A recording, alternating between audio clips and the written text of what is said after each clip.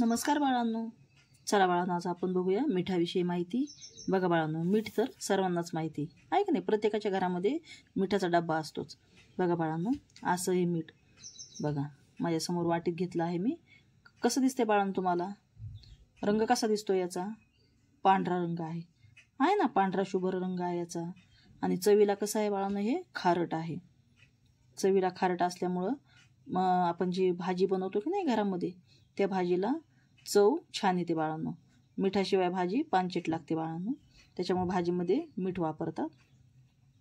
तर बघा असं हे मीठ आहे बाळांनो, चवीला खारट आहे. आणि बघा बरं याचा आकार कसला आहे.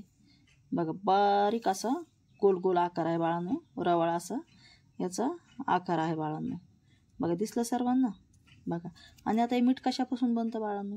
बघा जे मोठमोठे समुद्र आहेत की नाही, तर त्या समुद्राचं पाणी कसं असतं बाळांनो? खारट असतं.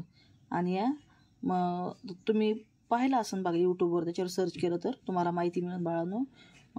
मोठमोठे असे मिठागरे असतात बाळांनो, त्याच्यापासून हे मीठ कंपनीमध्ये प्रोसेस करून बनवलं जातं बाळांनो. बघा आता याचे प्रकार कोणते कोणते आहेत बाळांनो? याच्यामध्ये बारीक मीठ आणि खडे मीठ. खडे मीठ जे आहे ना, ते तुम्हाला कच्चीच्या दुकानावर मिळतं बाळांनो, किराणा दुकानावर.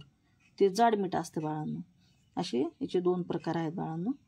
बघा आपण सहसा हेच मीठ वापरतो बघा. आणि हे मीठ काय तुम्ही जिभेवर टाकून बघा बाळांनो, चवीला खारट लागतं. आणि तुमच्या जिभेवर हे मीठ काय होतं? लगेच विरघळतं बाळांनो.